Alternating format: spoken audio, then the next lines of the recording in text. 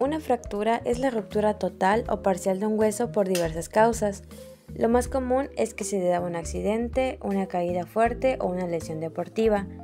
La fractura provoca un dolor intenso y dependiendo de la gravedad que se tenga, puede necesitar cirugía para recomponer el hueso. Cuando una fractura se produce, esta se puede clasificar en dos tipos, como abierta y cerrada. La fractura abierta, o también llamada fractura compuesta, es cuando el hueso se asoma por la piel y este se puede ver. Una fractura cerrada, por su parte, también llamada fractura simple, es cuando el hueso se rompe, pero la piel permanece intacta. Como parte de signos y síntomas de las fracturas, tenemos que los más comunes es el dolor intenso, cierta deformidad, por ejemplo una extremidad que parezca fuera de lugar, hinchazón, moretones, edema o sensibilidad alrededor de la lesión y problemas para mover la parte lesionada. La clasificación de las fracturas. Las fracturas pueden clasificarse de varias maneras, dependiendo de varios factores como la causa, el daño o la forma. Según la causa, se clasifican en indirecta, también conocidas como fracturas por torsión o fracturas por fuerzas angulares, directas, aquellas que se producen con un impacto directo sobre el hueso, el cual causa una ruptura en el mismo punto donde ocurrió el golpe, patológicas, que se caracterizan por ocurrir en huesos debilitados debido a enfermedades subyacentes, por estrés, que son aquellas resultantes de la acumulación de pequeñas fuerzas repetitivas aplicadas al hueso. Según el daño, se clasifican en simples, complicadas y completas. Las simples ocurren cuando el hueso se rompe, pero no hay ruptura del pie, ni de la piel, ni daño.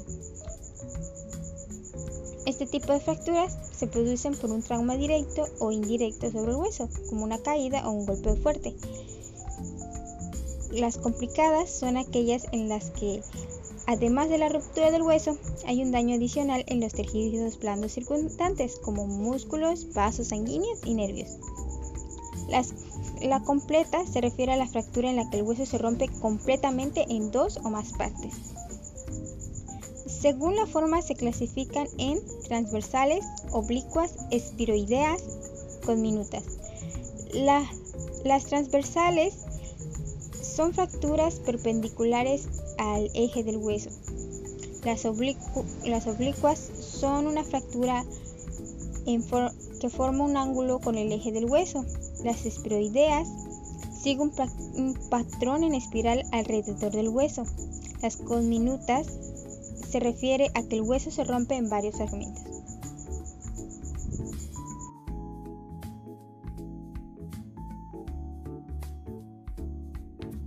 La fisiopatología de las fracturas es el estudio de los mecanismos biológicos y fisiológicos que ocurren durante el proceso de fracturas y reparación ósea. Esto quiere decir que la fisiopatología va a empezar desde que ocurre una lesión ósea, es decir, una lesión en el hueso, hasta la reparación de estos mismos. Esto va a ocurrir en una serie de 7 pasos que comienza con la fractura. La fractura ocurre cuando una fuerza externa supera la resistencia del hueso, causando una lesión en la estructura ósea. Después de la lesión, se produce una respuesta inflamatoria en el sitio de la fractura que implica la liberación de citocinas y factores de crecimiento que atraen a células inflamatorias al sitio de la lesión. La lesión ósea provoca la formación de un hematoma en el sitio de la fractura, que es un coágulo de sangre que se forma en el espacio entre los fragmentos óseos. Las células inflamatorias, como los neutrófilos y los macrófagos, invaden el sitio de la fractura y comienzan a limpiar los restos del tejido dañado. Es decir, estas células inflamatorias van a ayudar en el lugar en el que se dio la fractura para poder limpiar y remodelar esta misma lesión. Después de la inflamación se produce la formación de un callo. Este callo es un tejido fibroso que conecta los fragmentos óseos y proporciona estabilidad al hueso, reforzándolo después de la lesión ocurrida. Luego sigue la osteogénesis. La osteogénesis es el proceso por el cual se forma nuevo hueso. Las células osteoblásticas producen una matriz ósea que se mineraliza y se convierte en hueso nuevo. Por último está la remodelación ósea. La remodelación ósea es el proceso por el cual el hueso nuevo se reorganiza y se adapta a las fuerzas mecánicas que actúan sobre él.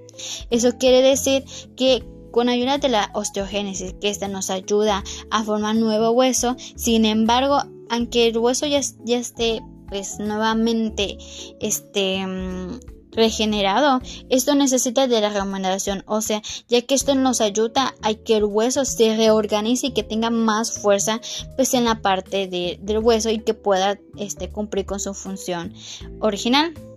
Ahora, comenzando a hablar del diagnóstico, generalmente este involucra una combinación de la evaluación clínica, pruebas de imagen y en algunos casos la exploración física detallada.